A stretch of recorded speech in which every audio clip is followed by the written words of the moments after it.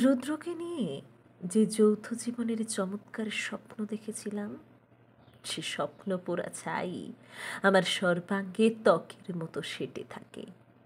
জানি যে রুদ্রের সঙ্গে জীবনযাপন সম্ভব নয়। জানি যে যার যার জীবনের দিকে আমরা ঘুরে দাঁড়িয়েছি। জানি এখন সব ধুলো কালি ছাই ধুয়ে মুছে পরিচ্ছন্ন হবার সময়। তবু সময় গড়াতে থাকে, দিন পড়তে থাকে নির্জন দুপুরে। রাতগুলো অন্ধকারে তক্ষকের মতো ডাকতে থাকে, আর উঠোনের উচ্ছিষ্ট কাঠের মতো আমি বসে থাকি নিজেকে নিয়ে। এই জীবনকে নিয়ে ঠিক কোন দিকে যাব? কোথায় গেলে নেই নেই করা হু হু হাওয়া আমার দিকে বদ্ধ উন্মাদের মতো ছুটে আসবে না? বুঝে পাই না। জীবনটিকে একবার পালক, আরেকবার পাথর বলে বোধ হতে থাকে। এই যে জীবন, যে জীবনটি খুঁড়োতে খুঁড়োতে এসে শেষ অবধি বসেছে আমার গায়ে, কখনো মোটেও টের পাই না। আবার আমার ঘাড় পিঠ সব কুঁজো হয়ে যায় এই জীবনেরই ভারে। এই জীবনটিকে আমি ঠিক চিনি না। জীবনটি আমারই ছিল, অথচ আমার ছিল না। দীর্ঘ দীর্ঘ বছর ধরে আমি এর যা কিছু পানীয় সব ঢেলে দিয়েছি একটি আঁজলায়। নিজের তৃষ্ণার কথা আমার একবারও মনে পড়েনি।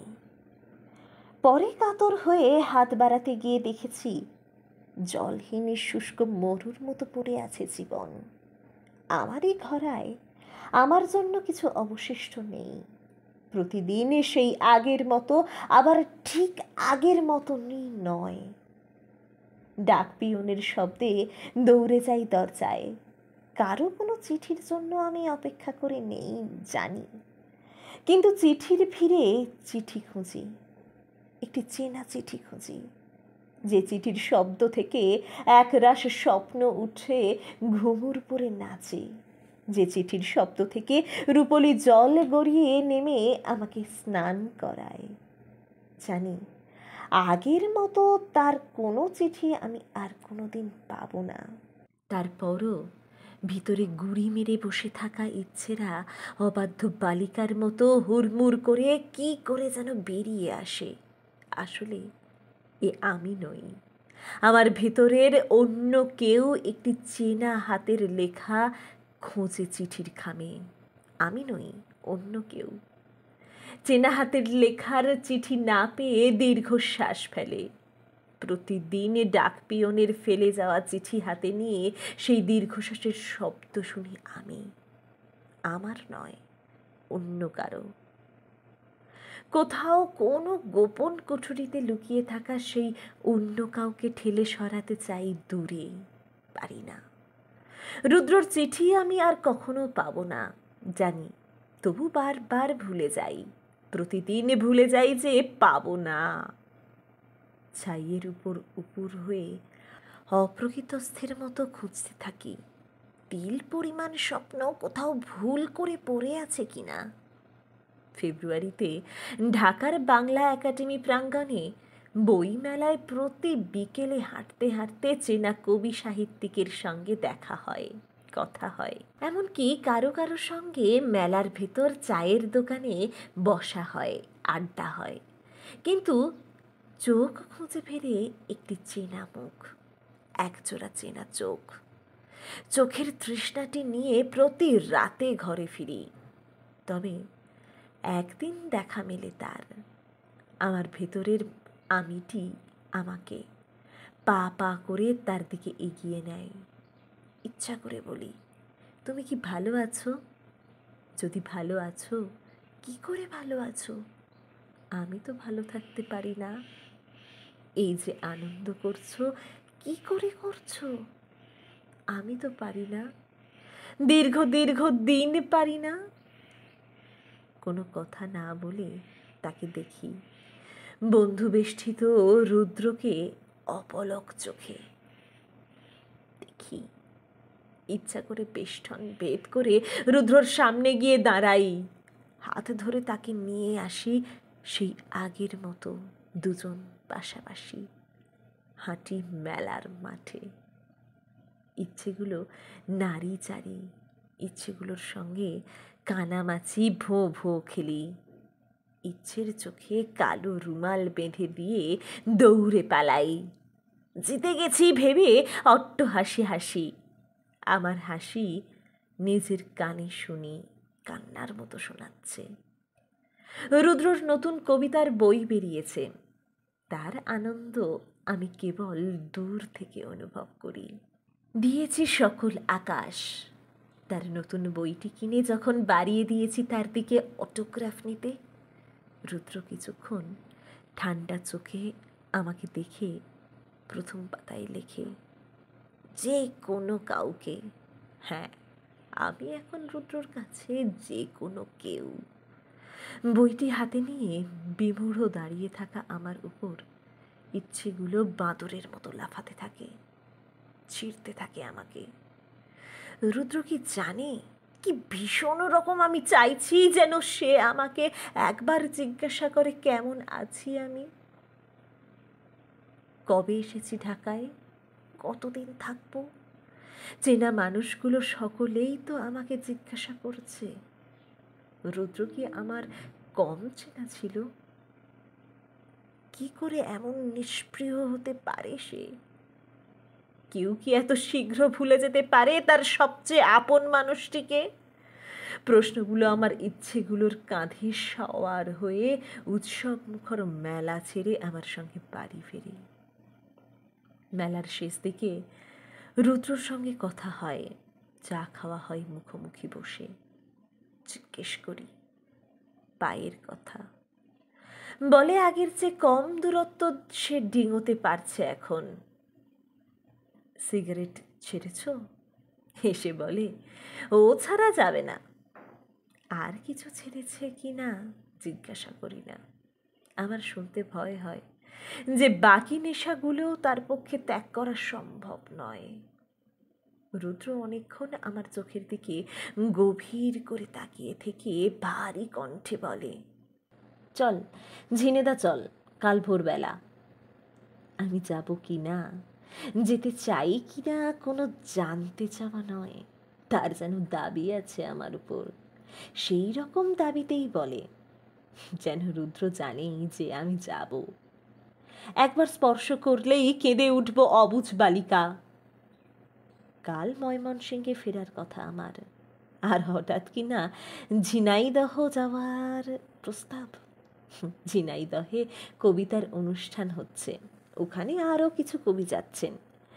গতবার রুদ্রর সঙ্গে আমার যখন বিচ্ছেদ হচ্ছে আমরা দুজনই কক্সবাজারে গিয়েছিলাম। সমুদ্রের জলে স্নান করে তীরের বালুর উপর সূর্যাস্তের আলোর নিচে বসে কবিতা পড়েছিলাম। কবি মহাদেব সাহা আর নাসির আহমেদ ছিলেন সঙ্গে। লুঙ্গি পাঞ্জাবি পরা মহাদেব সাহা গামছা কাঁধে নিয়ে, লম্বা প্যান্টালুন পরে রুদ্র আর নাসির আহমেদ আর হলুদ ক্যাঙ্গারু গেঞ্জি আর জিন্স পরে আমি জলে নেমেছিলাম। কাপড়ে জল ঢুকে আমাদের শরীর ভারী করে তুলেছিল, আর ক্ষণে ক্ষণে আমাদের তার নারীর দিকে টেনে নিচ্ছিল ভাটির জল। কি চমৎকার সময় কেটেছিল আমাদের। আমি যাব ঝিনাইদহ, যে যাওয়া কোনো উৎসবের আনন্দে শরিক হওয়ার জন্য নয়, এ কেবলই রুদ্রর পাশে থাকার জন্য। তার সঙ্গে বিবাহ বিচ্ছেদ ঘটেছে আমার, আমরা আর স্বামী স্ত্রী নই, কিন্তু এই পৃথিবীতে সবচেয়ে কাছের মানুষ কে আছে আমার রুদ্র ছাড়া? বন্ধু কে আর আছে? দীর্ঘ বছর ধরে এক রুদ্রকেই আমি আপন করে তুলেছি, তাকেই আমার জগৎ করে তুলেছি। রুদ্র আমাকে দুঃখ দিয়েছে জানি, কিন্তু আমি তো এ কথা অস্বীকার করতে পারি না তাকে যে ভালোবাসি। ঝিনাইদহ যাওয়ার বাস ছাড়ে বাংলা একাডেমি থেকে। পথে আমাদের আলাদা জীবনে যা ঘটেছে, ছোটোখাটো ঘটনা দুর্ঘটনা সব বলি পরস্পরকে। একটি কথাই আমি কেবল লুকিয়ে রাখি, আমার কষ্টের কথা। বলি না, রৌদ্রহীন শীতার্ত সকালগুলো আমাকে কেমন জমিয়ে বরফ করে রাখে। রুদ্র হঠাৎ বলে, কবিতা শুনবে? প্রিয় কবির কবিতা শুনবো না? এ কেমন কথা? রুদ্র বাসে বসে পাশে বসে পরে, দূরে আছো দূরে, তোমাকে পারিনি ছুতে, তোমাকে উষ্ণ দেহ ছেনে ছেনে কুড়িয়েছি সুখ, পরস্পর খুঁড়ে খুঁড়ে নিভৃতি খুঁজেছি, তোমাকে আমি ছুতে পারি নাই। যেভাবে ঝিনুক খুলে মুক্ত খুঁজে লোককে, আমি খুলেই তুমি পেয়েছ অসুখ, পেয়েছ কিনারাহীন আগুনের নদী। শরীরের তীব্রতম গভীর উল্লাসে তোমার চোখের ভাষা বিস্ময়ে পড়েছি, তোমাকে আমি ছুতে পারি নাই।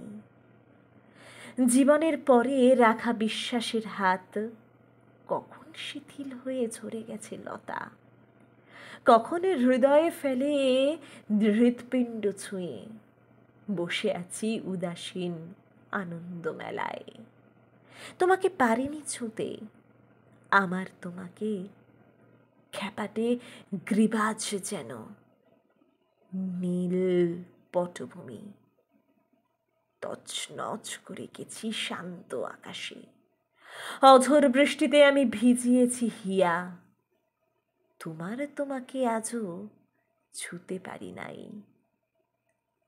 বাইরের কৃষ্ণচূড়া গাছের লালের দিকে তাকিয়ে থাকি অনেকক্ষণ। উদাসীন আমাকে ছুঁয়ে ছুঁয়ে যায় লু হাওয়া। রুদ্র তার কবিতার কথা শোনাতে থাকে।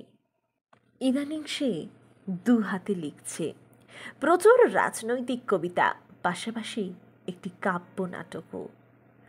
রুদ্র তার কবিতার খাতা বের করে নতুন কবিতাগুলোকে আমাকে পড়তে দেয়, আমার অনুরোধেই দেয়। লক্ষ্য করি, নিপাত যাক ধ্বংস হোক জাতীয় কবিতা ছাড়া ব্যক্তিগত অনুভবের কবিতাগুলো অন্যরকম, নতুন ধরনের। নতুন ধরনটি ধীরে ধীরে একটি স্নিগ্ধ মনোরম জগতে নিয়ে দাঁড় করায়, যে জগতে ব্যক্তি রুদ্র অনেক বেশি আন্তরিক, অনেক বেশি গভীর। ঝিনাইদহে আমরা যে যার কবিতা পড়ি মঞ্চে, অসত্যের বিরুদ্ধে, অসাম্যের বিরুদ্ধে, স্বৈরাচার, অনাচার, অত্যাচারের বিরুদ্ধে সংগ্রামী কবিতা। যার কণ্ঠ যত চিৎকার ওঠে সে তত বাহবা পায়, যে যত নিকুচি করে সরকারের সে তত নাম কুড়ায়। এখন এমন হয়েছে যে ব্যক্তিগত সুখ দুঃখের কবিতা যারা লেখে, সচেতন মানুষ হিসাবে তাদের গণ্য করা হয় না। রুদ্রকেও দেখেছি যে সে তার রাজনৈতিক কবিতা নিয়ে যত গর্ববোধ করে, অন্য কবিতা নিয়ে তত নয়।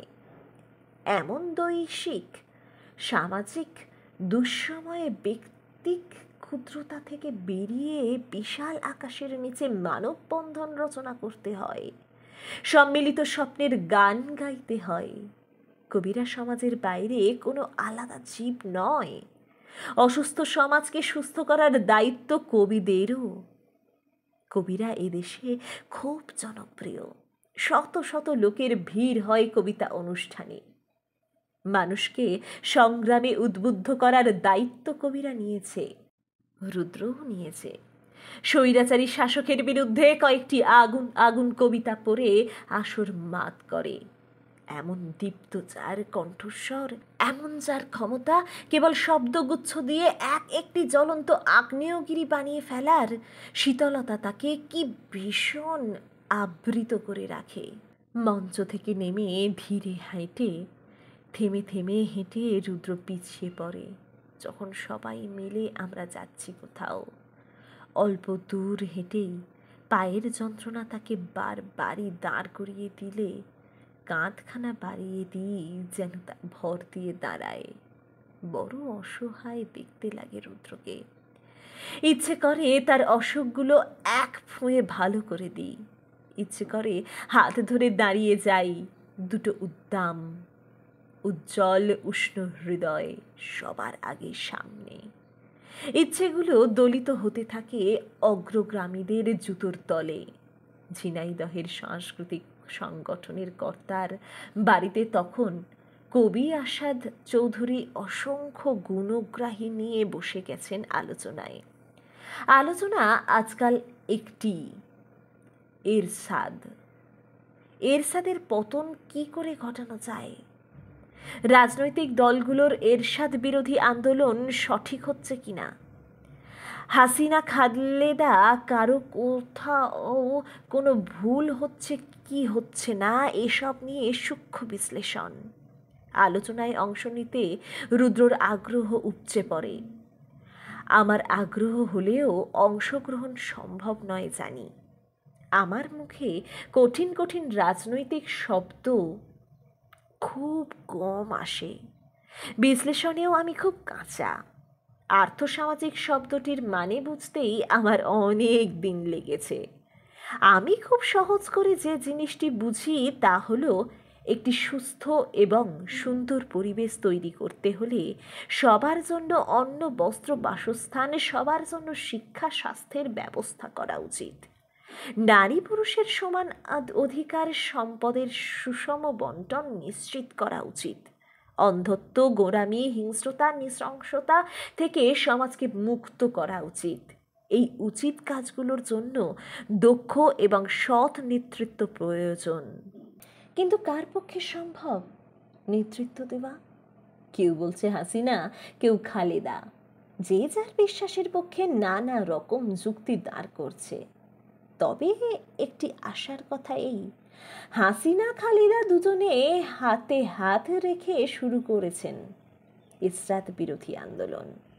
দুজনের মুখ দেখা দেখি নেই, একে অপরকে গাল দিচ্ছেন। এই রকম দেখে অভ্যস্ত আমরা। কিন্তু গালাগালি ভুলে তারা এখন দেশের স্বার্থে জোট বেঁধেছেন।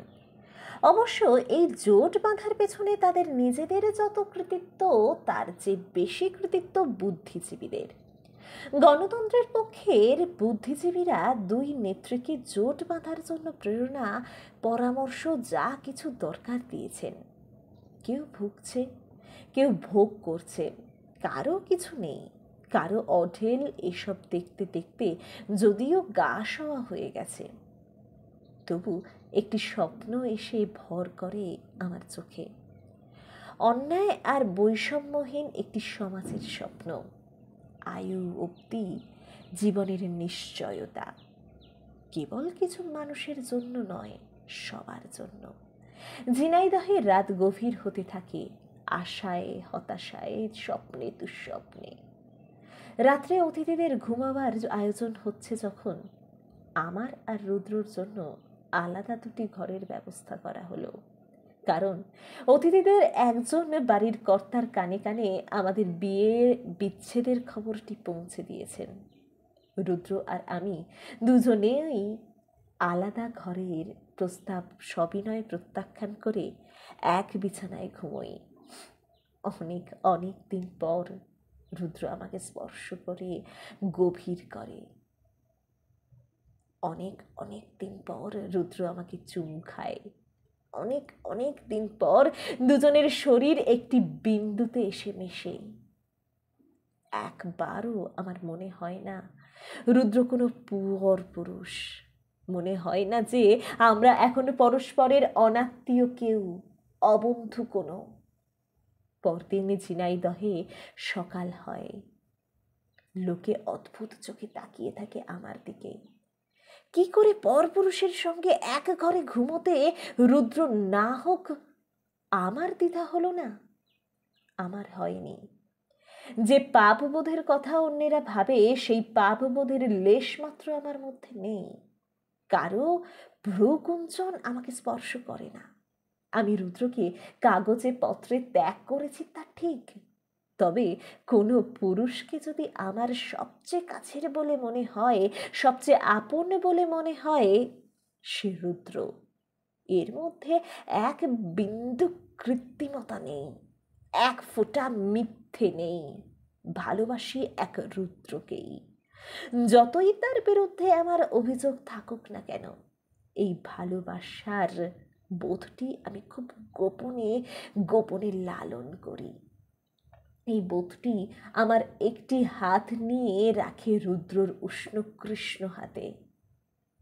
এই বোধটি একা নিভৃতে বসে থাকে, সংসার যাপনের পরিকল্পনা করে না, ভবিষ্যতের কথা সামান্যও ভাবে না। বোধটি বোধহীন বটে।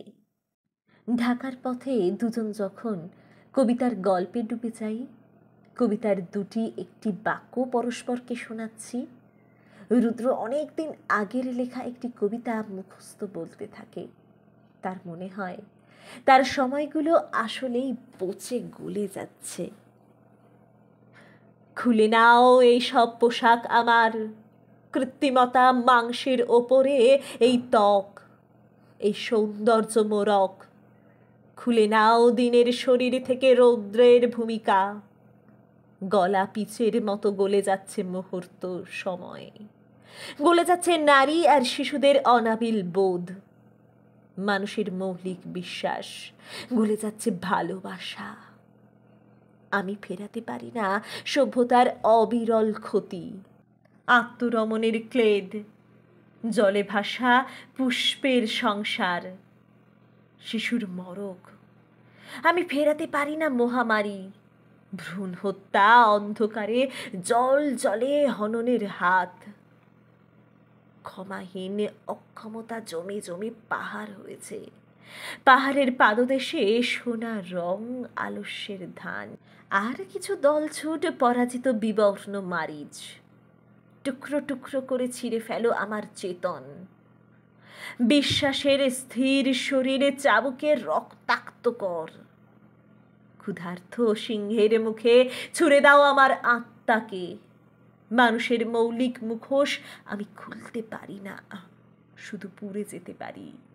পুড়ে যাই, পোড়াই সৌরভ, রাতের আগুন এনে নিবেদিত সকাল পোড়াই।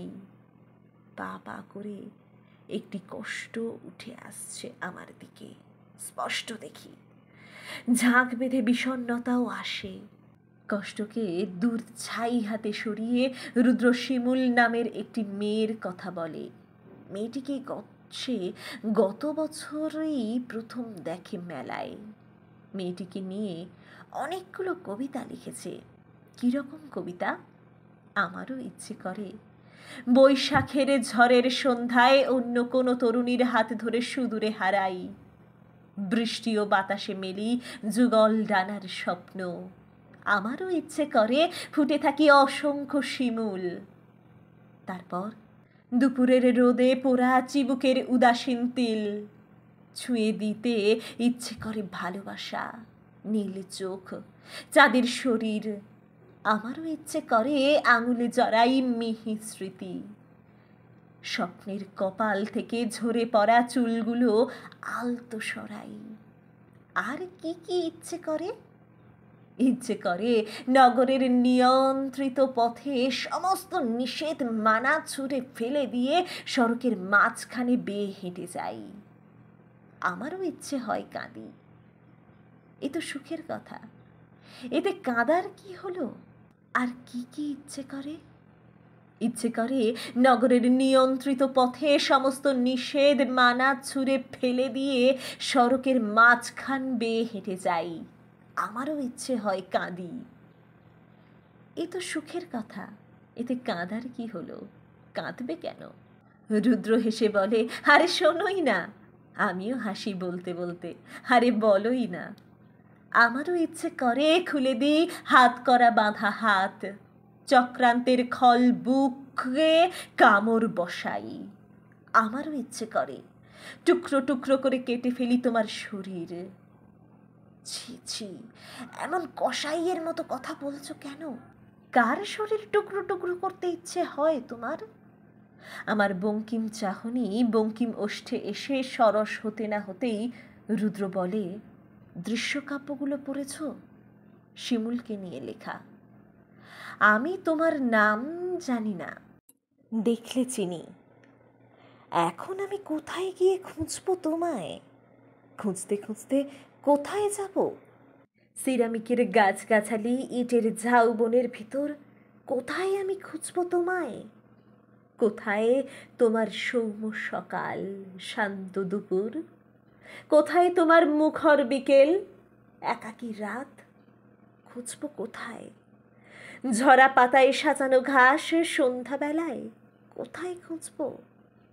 আমি বলি, অনেক খুঁজেছ। দৃশ্যকাব্য দুইয়ে তোমার ঘুমও যে মেয়েটিকে খুঁজতে গেছে, সকালে টের পেয়েছ। দৃশ্যকাব্য তিনেও তাকে খুঁজে বেড়াচ্ছ। নদী পেরোচ্ছ, সাগর পেরোচ্ছ, বিস্তৃত মাঠ পেরোচ্ছ, পাহাড় পর্বত বন বাদার সব খুঁজছ, এমনকি আকাশেও খুঁজছ। এত খুঁজে খুঁজে শেষ পর্যন্ত পেয়েছ তাকে? রুদ্রর মুখে অমলিন হাসি। বলে, সে পেয়েছে তাকে খুঁজে, শিমুলকে। শিমুলি নাকি একটুখানি চেয়েছিল প্রথম প্রথম, অত বেশি নিজেকে খুলতে চায়নি। শিমুলের দুপুরগুলো রুদ্র তখন উড়িয়ে দিতে বলছে। মেলার মধ্যে একটুখানি খোলামেলা, একটুখানি কেন? খোলামেলা একটুখানি কেন? খুলতে পারো হৃদয় তোমার সমস্তটুকু। দেবদারু চুল খুলতে পারো, ভুরুর পাশে কাঁটা দাগের সবুজ স্মৃতি, স্বপ্ন এবং আগামীকাল এবং তোমার সবচেয়ে গোপন লজ্জাটিও খুলতে পারো। উড়িয়ে দিতে পারো তোমার স্মৃতির ফসল। উড়িয়ে দাও দুপুর তোমার শিমুল তুলো। মেঘের খোঁপায় মুখর বিকেল উড়িয়ে দাও। উড়িয়ে দাও ব্রিজের নিচের স্বচ্ছ জলে স্বপ্ন লেখা সবুজ কাগজ। এ বৈশাখে হাত মেলে চাও ঝড়ের ঝাপটা, ভেজা মাটির গন্ধে ফেলে পায়ের আঙুল। এ বৈশাখে হাত মেলে চাও জীবন বদল। হঠাৎ কি হয় জানি না, চোখ ভিজে ওঠে কি। জানালায় তাকিয়ে আড়াল করি ভেজা চোখ। খোলা জানালা গলে হাওয়ার সঙ্গে ধুলো আসছে উড়ে, যেন সেই ধুলো চোখে পড়েছে বলে দ্রুত মুছে নিচ্ছি। এমন করে মুছি জল। রুদ্রকে বুঝতে দিই না আমার কোনো কষ্ট হচ্ছে। আমার তো কোনো কষ্ট হবার কথা নয়, কেন হবে? রুদ্রর আর আমার জীবন এখন আলাদা। এখন সে কারো প্রেমে পড়তেই পারে, কাউকে সে বিয়ে করতেই পারে। হেসে যেন রুদ্রর এই প্রেম আমাকে বেশ আনন্দ দিচ্ছে। সুখে আমি ফেটে পড়ছি। এমন স্বরে এবং ভঙ্গিতে বলি, জীবন বদল করতে রাজি মেয়েটি? রুদ্র বলে যে হ্যাঁ, শিমুল বিয়েতে রাজি, তবে কিছুদিন অপেক্ষা করতে বলছে। দুজন খুব ঘুরে বেড়াচ্ছ? তা বেড়াচ্ছি। শিমুল কেমন দেখতে? অল্প বয়স, সুন্দরী। বাহ বাহ, কি বেশ ভালো। রুদ্রর চোখে অপরূপ দীপ্তি, তীর তীর করে স্বপ্ন কাঁপছে দুটি চোখে। চুমু খেয়েছ? খেয়েছি। শুয়েছ? চেয়েছিল, আমি না বলেছি, তুমি না বললেছ। বলো কি, কারণ কি? বলেছি বিয়ের আগে শোবো না। মেয়েটি সত্যি সত্যি শুতে চেয়েছে? হ্যাঁ সত্যি। অবাক হই শুনে।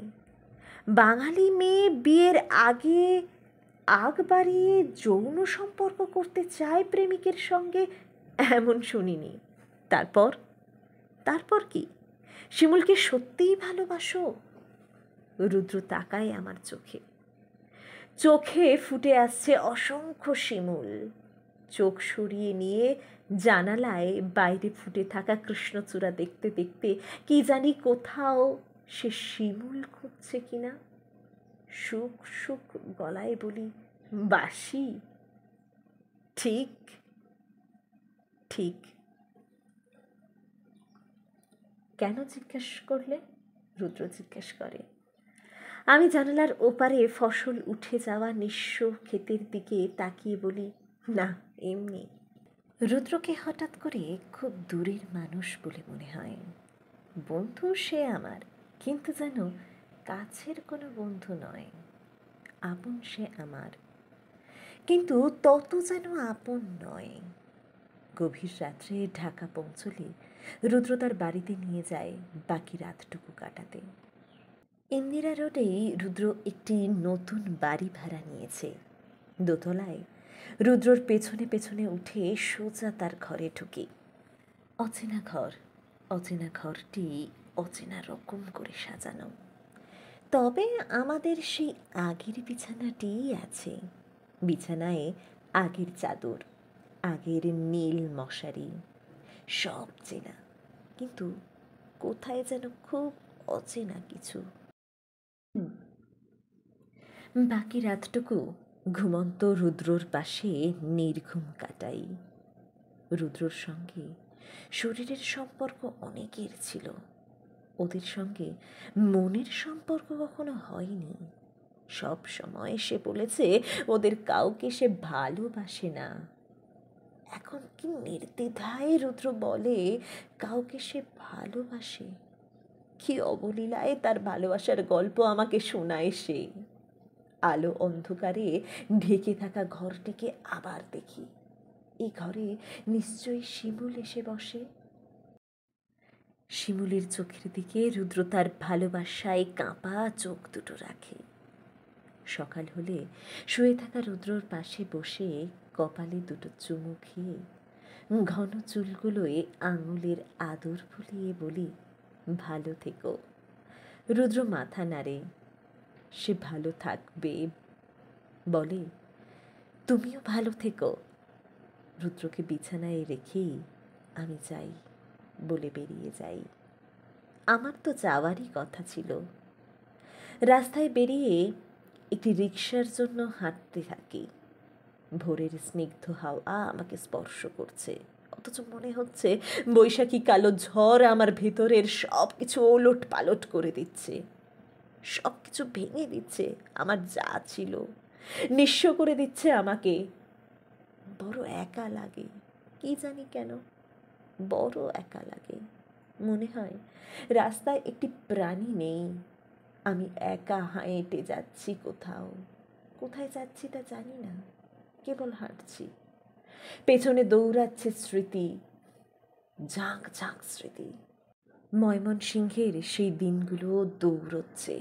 College campus, canteen, press club, botanical গার্ডেনের সেই সব দিন, সেই তীব্র তুমুল ভালোবাসার দিনগুলো, ভালোবাসার সুতোয় গাঁথা সেই স্বপ্নগুলো। স্মৃতিরা আমাকে এমন করে পিছন থেকে চাপটে ধরে, নিজেকে ছাড়াতে এত চেষ্টা করি, পারি না। অক্টোপাসের মতো স্মৃতির হাতগুলো আমার কণ্ঠ চেপে ধরে। নিঃশ্বাস নিতে আমার কষ্ট হতে থাকে।